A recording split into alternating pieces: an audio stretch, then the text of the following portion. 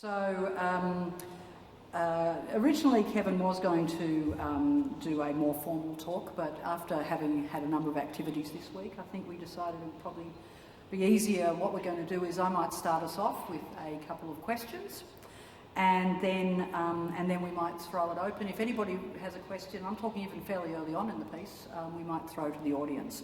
But I can get us started, Kevin, by just asking you how you first came to be involved in the NAACP. Okay, and before I answer that, before I begin, I'd like to acknowledge the Wurundjeri and Boon Wurrung peoples of the Kulin Nation, and I'd like to pay my respects to the elders past, present, and emerging. As she mentioned, my name is Kevin Myles. I am the Southeastern Regional Director for the National Association for the Advancement of Colored People. I oversee the southeastern states of the United States. That's actually the bulk of our membership, about 60% of the membership. So we have, within that region that I oversee, 1,064 branches. Each branch represents a city. We have 600 branches that have documented monthly activities, so we have 600 active branches. So that's the size of our footprint, for the region that I represent. How I became involved in the NAACP, and I'll tell you a story that really has animated my life thereafter. When I was about 9 years old, and my brother was 11, we lived in Cleveland, Ohio. It's a big snow state, so there was a lot of snow on the ground. It was in the middle of winter. I know you guys think it's cold outside now. Trust me, this ain't cold. It was cold then. And someone had run through our yard, and they left some footprints in the snow, and the police were following them. When they got to our house, they literally kicked the door in, like something out of a movie. My father was there, my Uncle Jimmy was there. They called my father every name imaginable and literally humiliated him in front of my brother and I. And they asked my father to go through the house and take every pair of shoes out of every closet and put them in the middle of the kitchen floor. Because they said if any of his shoes were wet, they were going to jail.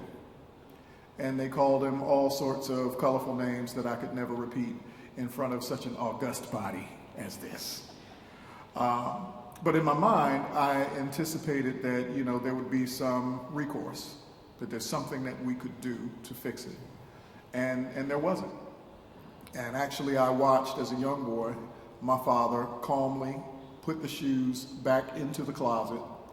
And that imagery of my father, after having been humiliated in front of his children, having to put the shoes back in the closet and figure out how to get the door to close to keep the snow from blowing into the house in the middle of winter, has stuck with me for my whole life. So I've had several careers. I've done a lot of things. I've made my share of money. But literally, I've only been animated by one singular ambition. And that is, when something horrible happens to someone, there should be someone they can call, and the person who they call should be trained and know what they're doing to be able to bring some semblance of justice. So that's how I ended up, through a chain and a series of organizations, I ended up here at the NAACP. Race relations in the United States have always been in turmoil, but it seems that the killing of Trayvon Martin was some sort of turning point. Probably isn't the right word, but some sort of turning point. Perhaps you could talk about what happened there, and also about the Stand Your Ground legislation, because I'm not sure that people in Australia quite understand exactly what it's all about. And actually, do you mind if I stand? No, sure. It'd be a little bit more comfortable. When Trayvon Martin was killed, Trayvon Martin was a kid.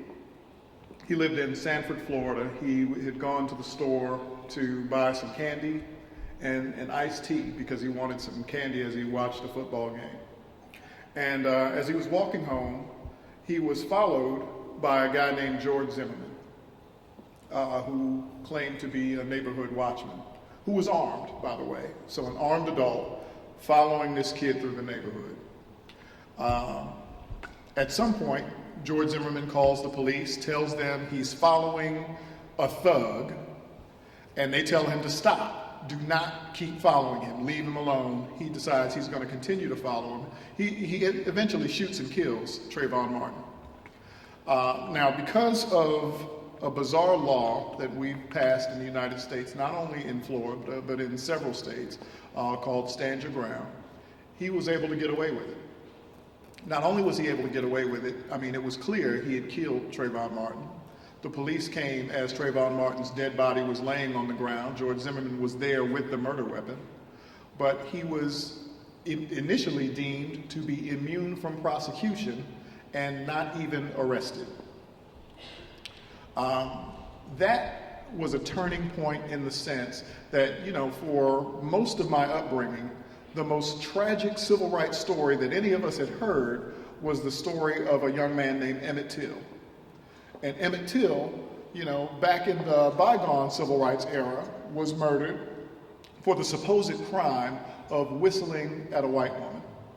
And what made that crime so egregious was that even though his killers were known, no one was punished. Well, you fast forward to Trayvon Martin, and we see the killer of a young boy standing near the dead body with the murder weapon, who isn't even arrested. And in fact, the police chief came out and made a comment to the media about the fact that he would not be arrested. Now, that led to literally one of the most tense standoffs I've ever seen in my life. Now, I'm a veteran. You know, I've served in the United States military. I've been to Panama during the deposition of Noriega. I've been to Iraq during the first Iraq war. But I can tell you the most tense standoff that I've seen took place in Sanford, Florida, after the murder of Trayvon Martin. Because it was just a couple days after that murder, we had a town hall meeting so that people in the community could come out and express their opinions on what had happened, talk about the fact that there were other similar incidents, and make their call for justice. The church that we had, now mind you, Sanford is a small town, but the church that we'd selected could hold about 1,000 people, so it was filled, you know, standing room only, but there were far more people outside than there were inside. And at one point, one of my contacts in the DOJ, a lady named Mildred Miraflores, Mildred came and got me and pulled me outside because you had all of these young men who were lined up on one side of the street. And on the other side of the street was what appeared to be every police officer in America. And they were standing off, facing each other, and the young boys started throwing Skittles at the police officers. And all we could think was, someone else is going to lose their life tonight. So we immediately started working with the DOJ, and we grabbed whatever pastors we could and said, you know what, we've got to come up with some way to channel this energy in a way that physically ends this confrontation.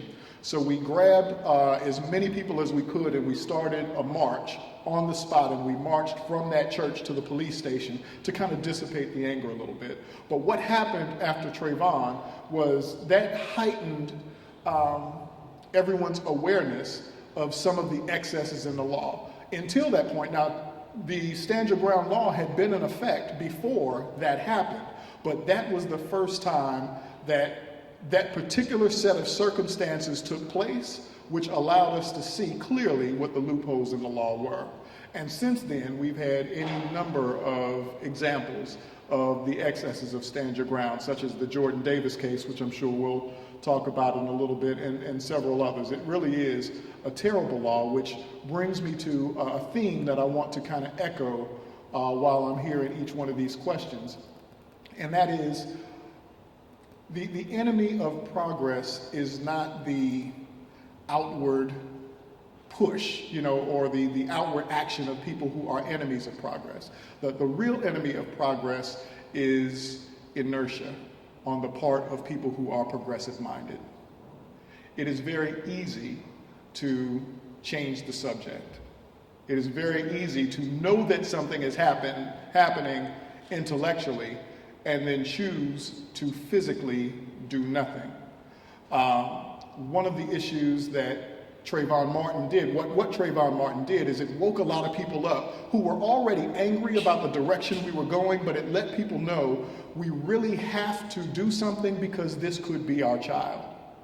And I want to return to that theme in different variations throughout this talk because I came here expecting that I would simply talk about civil rights challenges in the United States, but I'm a pretty quick study.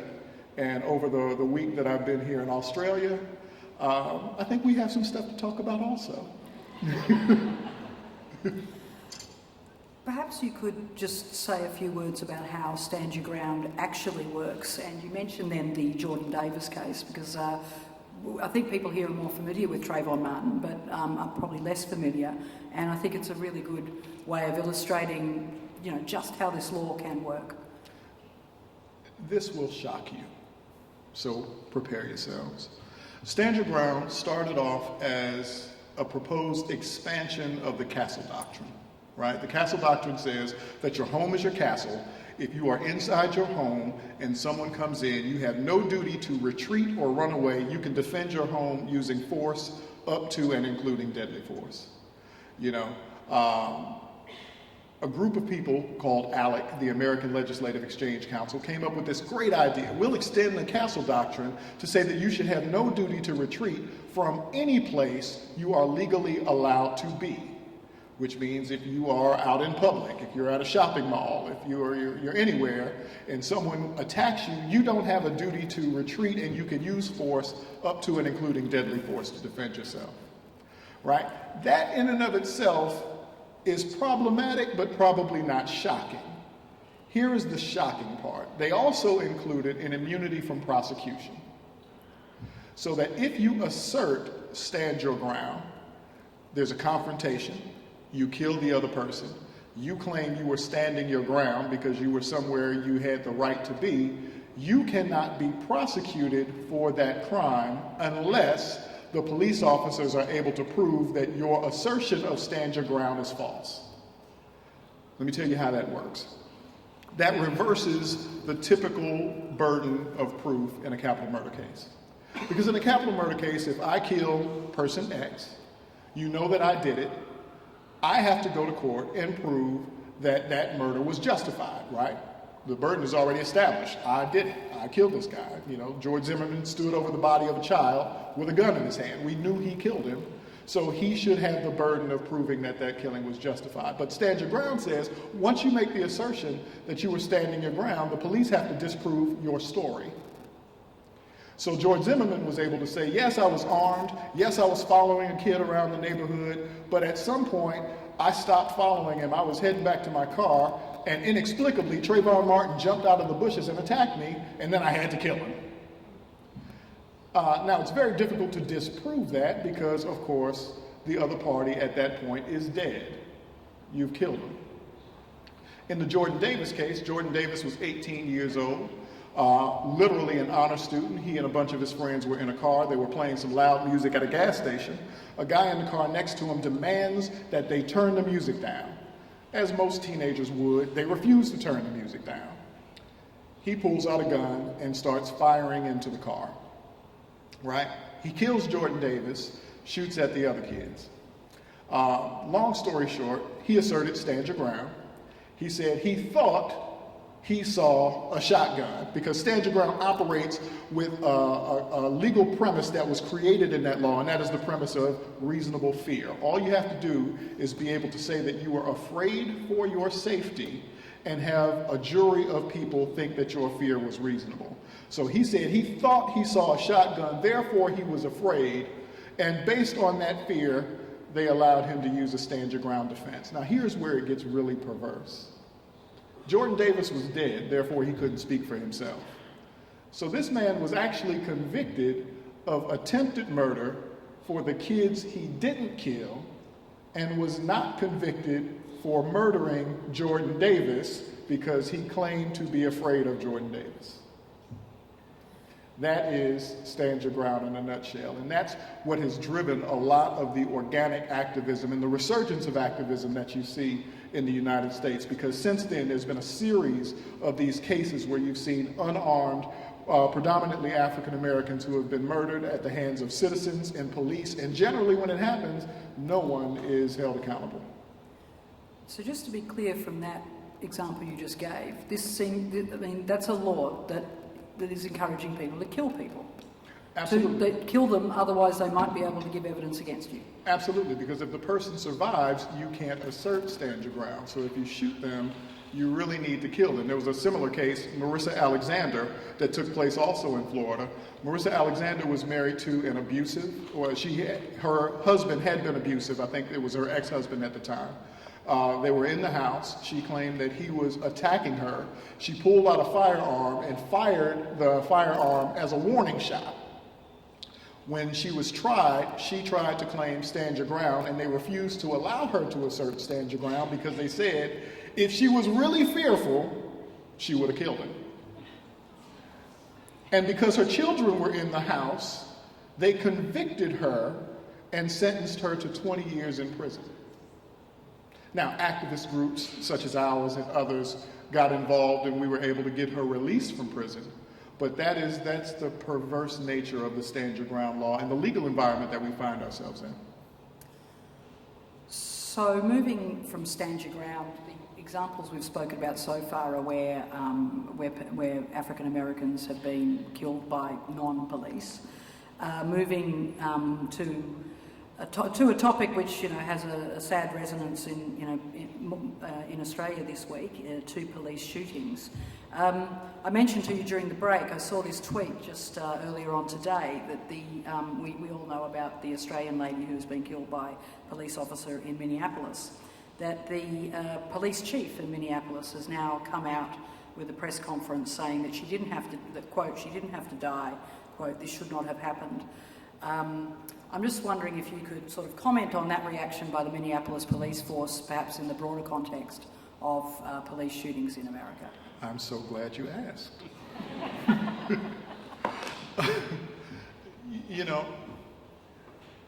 This is the difficult irony of doing this work. I had an opportunity to meet with a group of activists yesterday, and I really implored them that above all else, we have to exercise strict fidelity to the principles for which we stand, right? There can be no incidents where we carve out an exception and say that certain injustices are acceptable. Because as soon as you start making exceptions, those exceptions will eventually be used to justify injustices toward your community.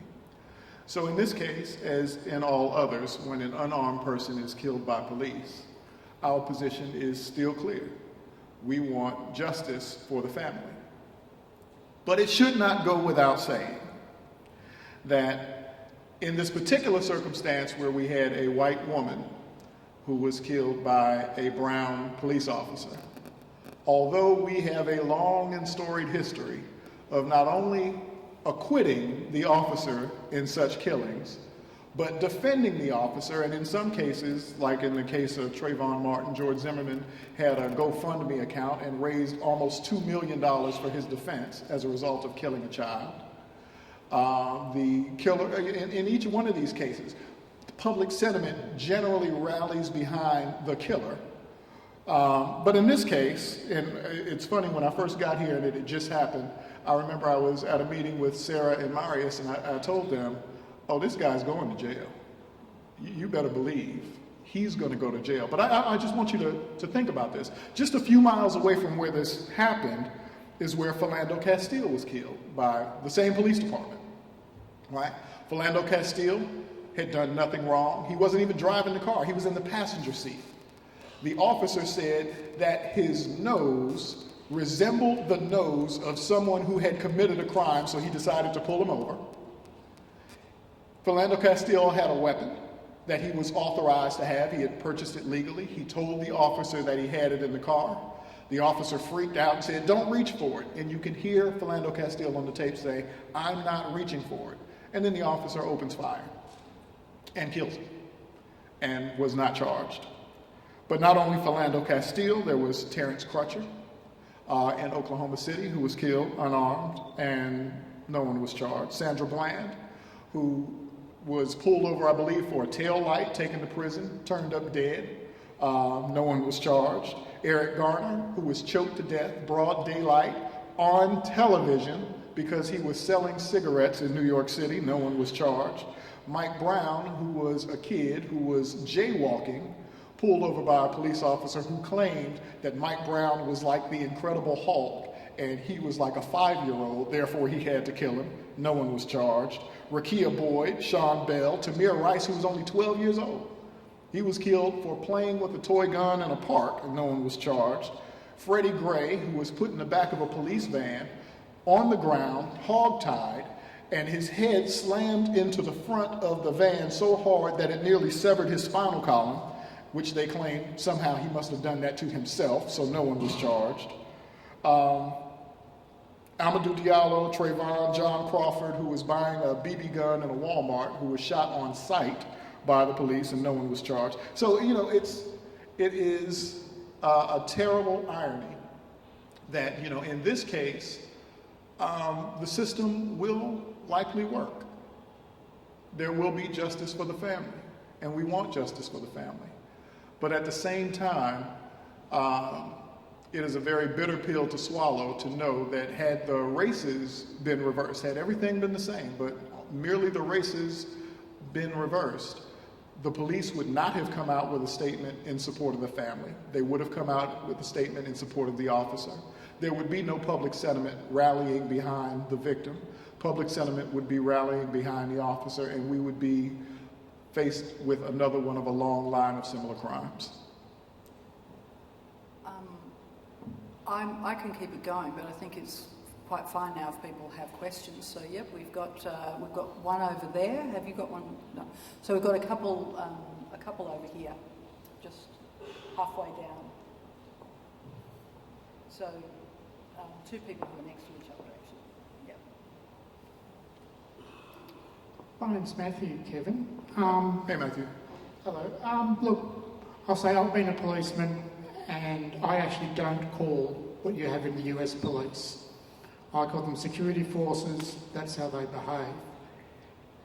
What I've sort of started is I've been posting on Facebook on the MPD site saying that Australia should invoke our Harm Australian clauses, which means that we can prosecute someone here if the authorities there won't actually do anything.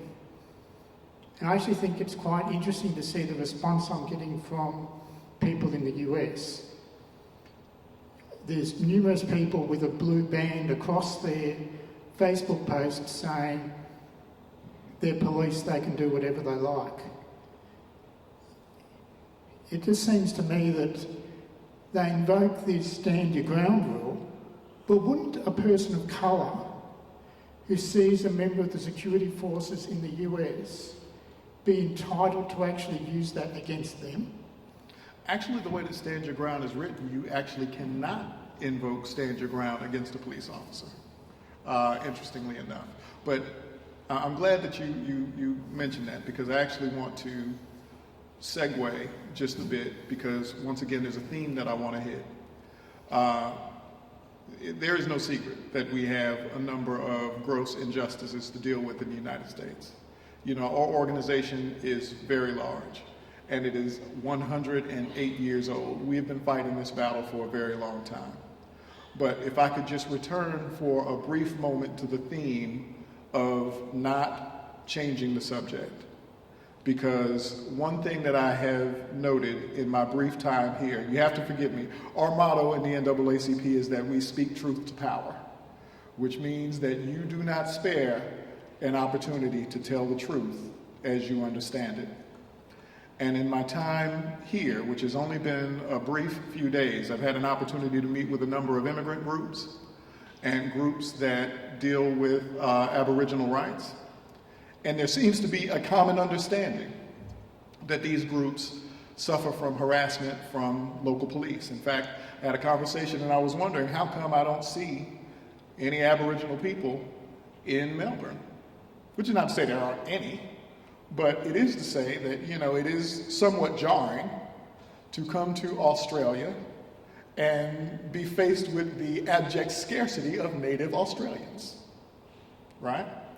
And then as I'm having these conversations and everybody says, oh yes, well we have to deal with issues with the police, we deal with these issues with job discrimination, we deal with issues with child welfare and kids being taken away from homes.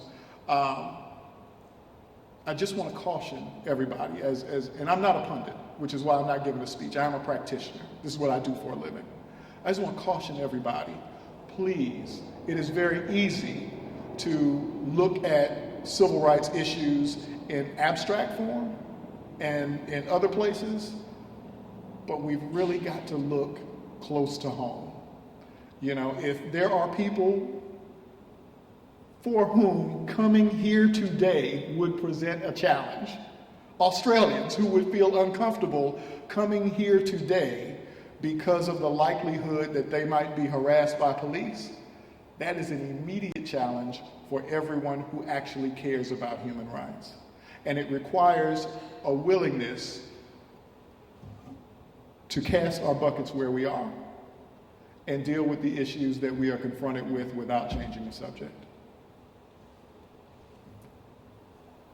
Hi, my name is Jacinta, and just on that topic and the Australian woman that was killed in the US recently, I'm interested in your comment or experience with body-worn cameras, which will be rolled out in Victoria in the not too distant future, and whether you think that they've actually helped improve the relationship between police and the community, or what other comments you might have in relation to body-worn cameras and in relation to the incident recently. That is an excellent question, and this is an answer specifically for those practitioners in here who do grassroots type work. Very often we are played, to use slang vernacular, when organizations and agencies come out with what sounds like a great idea, but they give you incomplete information about how it's going to be rolled out. So they say, oh, we'll have body cameras, which sound wonderful, right? All the officers will have cameras on them, and then they allow you to mentally fill in the blanks on what you think that means. But here's what they're not telling you, and here's what you have to push for, and this is what we have not done a great job of pushing for in the United States in all instances. Just because you have on a body camera doesn't mean that it's going to be turned on. Just because you have on a body camera and it is turned on doesn't mean that you know where that video is going to go. Doesn't mean that you will have access to the video. We have several states in the United States that have discussed legislation that would make it impossible for citizens to view body cam video. And certainly in this case, we had 2 officers on the scene. Neither one of them had their body cameras on. Now, certainly the police chief has come out and said that she believes that that may have been an error. But let me tell you about another case, a Michael Moore case that took place in Mobile, Alabama. And I have to just pause for a brief inside joke. You know, I've spent the whole week with Sarah and with Marius, and I've told so many stories, but I keep telling them I am a cornucopia of stories, and my stories are inexhaustible. I have one that you haven't heard yet. All right? But the Michael Moore case in Mobile, Alabama, we got word that a young man was killed by police in Mobile after a traffic stop. There were 3 people in the car. It seemed to be an open and shut case. They said that the other 2 young men in the car had issued a statement, and the police had no choice. He got out of the car, he had a weapon, and they had to shoot him. Myself and one of my colleagues by the name of Reddit Hudson, we were in the process of rolling out a training to help local units understand how to conduct branch level investigations, even when you have a unit that is not made up of trained investigators. But what questions do you need to ask? So we figured we'd pilot this in Mobile. So we get there, and we asked to see the body cam video. And of course, his camera was turned off. Okay. So we asked how many officers actually responded by the time the body was taken away. There were 8 officers by the time the body was taken away who had responded. Certainly, at least one of those other 7 had to have a body camera that was on. Somebody's camera had to be working, right? So we asked, well, where are the other body cam videos? And they said, you can't see those. Okay. So they said that there were statements that were given by the 2 young men that were in the car, and we asked, can we hear the statements? And they said, well, we'll play you snippets from the statements, but we can't play the entire statement. Now, what we actually found out is both of the young men who were in the car were minors. They had been questioned for 4 hours without an attorney. And even when we listened to the snippets on the tape, the snippets were inconsistent. Neither one of them said that they actually saw the gun. You know, they contradicted each other over whether or not there was a gun. The only thing that they agreed on were the facts that were consistent with the police officer's narrative that when he got out of the car, he had a gun and the officers shot him. So then we asked the question, well, when was the gun recovered? Strangely enough, the gun was recovered several hours later while at the hospital. You know, Reddit Hudson, my colleague, who was also a former police officer, then asked the question, well, how is that possible? If he jumped out of the car with a gun, the police officer shot him, and EMS responded, did they put him in an ambulance with a loaded gun in his waistband? I mean, this guy was threatening to kill police officers. He was alive at the time. He had a loaded gun in his waistband, and they transported him to the hospital with this loaded gun. And they said, well, you know, there's a problem with the chain of custody, but I don't know what to tell you. So we said, okay, well, certainly the hospital has a camera. Can we see the camera from when they wheeled the body in?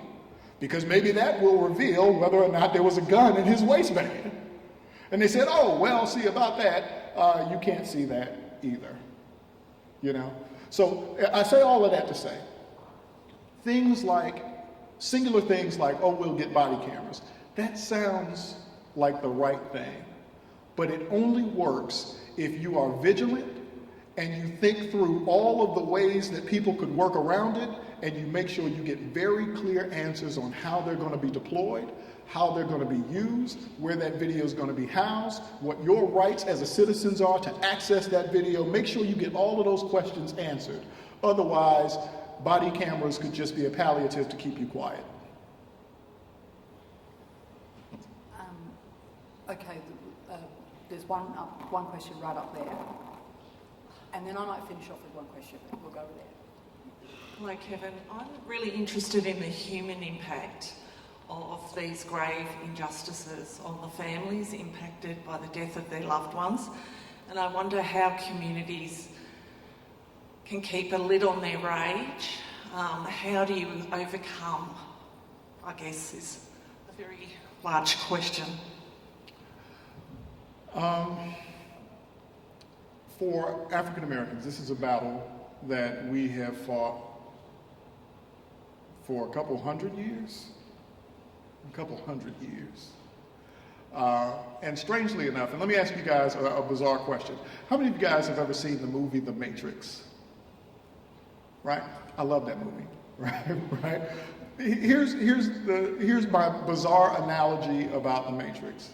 You know, in the second one, Smith had started to replicate himself, right? So Neo found himself constantly fighting copies of someone who he had already beaten. That is literally where we find ourselves. That is not to make light of the challenges that we face, but we have been here before. We have won each time we found ourselves here. But the arc of progress is a pendulum, you know? After slavery, we had Reconstruction, which was the nation got together and said, okay, how do we build a new nation with former slave and former slave owner and create something new? And that Reconstruction period gave birth to what were called the Black Codes and Jim Crow, right? Laws that were designed to force Black people back into a different form of slavery, right? We went through that period for like 100 years until we got to the civil rights movement of the 50s and 60s, which was in fact the second Reconstruction, right? Where as a nation, we came to loggerheads and then fought through, okay, how are we going to reassemble this nation? We are now confronted with a third Reconstruction. And even though, you know, the old proverb that says, you know, it was actually a curse that says, may you live in interesting times. No one actually wants to do that. I mean, for those of you who watch American television, I'm sure it is a lot more entertaining to watch it from this side than it is for us, because, that's where we live. But I will tell you, the way that you keep your head about things is to focus on the fact that, the challenges that we face are the challenges that we faced before, and we've won. And I'll tell you one quick anecdote. I was in Selma, Alabama, talking to Fire Rose Teray and her husband, Hank Sanders. And Hank told me a story once. He said that back in the 50s and 60s, he said they had the army, they had the military, they had the police force, they had the money, they had everything. He said all we had were praying hands and marching feet, and we won. Given that, even though it may look bleak at times, we have reasons to be optimistic and hopeful. Sorry, I'm just going to use Chair's prerogative for the last one, because look, it's 2:35, and I don't think Donald Trump's been mentioned all day. Aha! And so you have 5 minutes for this question.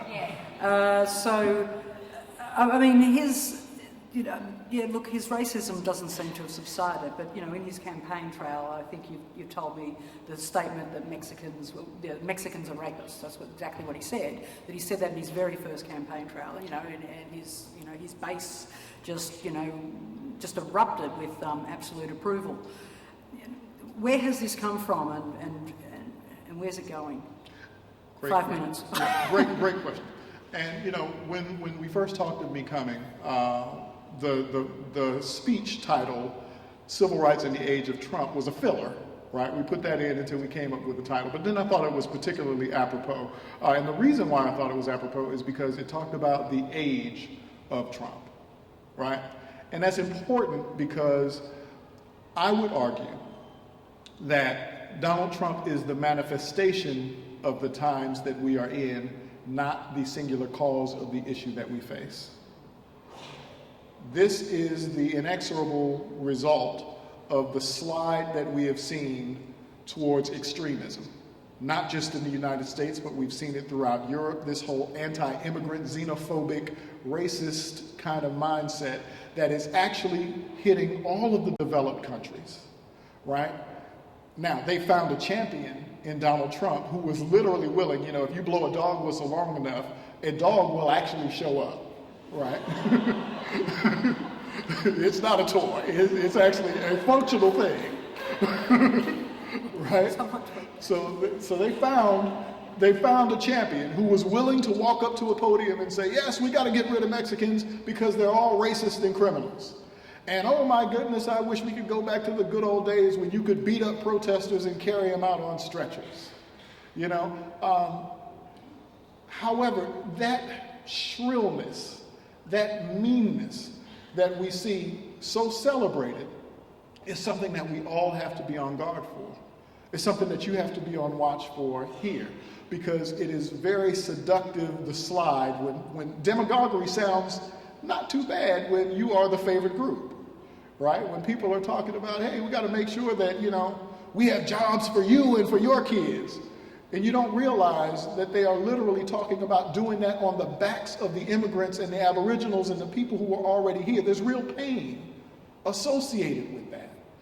That is where we find ourselves under Trump, because the 35% of Americans who love Donald Trump, and the number is not higher than that, right? The 35% of Americans who love Donald Trump are inoculated from the pain that his message actually causes. When he says, we've got to create, we're going to be great for business, we're going to make America great again, look at what we're going to do with health care, it's going to be so wonderful. Now, the wonderful thing is 22 million people are going to lose their health care. I had a stroke, personally, 8 years ago. Therefore, I have a pre-existing condition. My brother has petit mal epilepsy. He has a pre-existing condition. If Donald Trump is successful in pushing through his retroactive capital gains tax cut disguised as a health care plan, I either have to stay at the job that I'm currently at for the rest of my life, or I will not be able to get health insurance. Let me tell you why it's a big problem. You guys have it better than you think, right? My daughter was born in Italy. and she was born in Italy where they have socialized medicine. So the total out-of-pocket cost with a 5-day hospital stay was $7, right? My son was born in Wichita, Kansas. He had a sinus infection, right? My ex-wife took him to a hospital. It turned out to be the wrong hospital. It wasn't the one that we were covered under. So she said, okay, I'll take him back and we'll move him. And they said, no, let us just get him, we'll make him stable. And once he's stable, you'll be able to move him. They sent us a bill for $14,000. $14,000 for a sinus infection. Now, thankfully, I am an activist and I've been doing it for a while, so I'm pretty good at this thing. So I told him, I'm not paying that, But for most people, that will become the reality, right? And in this age that we find ourselves, where these extreme voices, these xenophobic, these racist, these misogynistic voices are being elevated, right? It poses an existential threat to all of us who believe in liberty and equality and freedom. And it requires that we do more than commiserate about it. It's not enough to sit together and exchange stories about how bad it is or could be. It will require you to physically go somewhere and do something. And I'll say this one last thing. For those of you who have children, somewhere around age 3, children learn the word no. That's probably the first time you understand how powerful that word is, right? How many of you guys have children? Let me tell you how powerful that word is when you have a 3-year-old. You might be late to get someplace, and you tell your baby, come on, baby, I need you to put your shoes on. And they say, no. Now, you can physically force those shoes on their feet, but they can stand their ground, and that's a powerful word. Somehow, as we get older, we start to believe in the myth of the power of all of these institutions that service us, and we lose sight of the fact that that one singular powerful word is still a word that you have in your arsenal. You can say no. My father used to always tell me that the only qualification for leadership is to tell people that you're a leader and have them believe you. That's it. So if you see something, particularly as politicians here in Australia, and I turned on the news this morning and I heard a debate between a couple politicians, particularly as politicians here in Australia try to pull everybody to the right and change the subject. Let's not talk about immigrants. Let's not talk about Aboriginals. We need to talk about making Australia great and fighting terrorism. As you hear that, connect with your ability as an ordinary citizen to say no. Margaret Mead said, never question the fact that a small group of dedicated individuals can change the world, for indeed it is the only thing that ever has. That's the power that all of us have, and it's a power that I exhort all of you to use.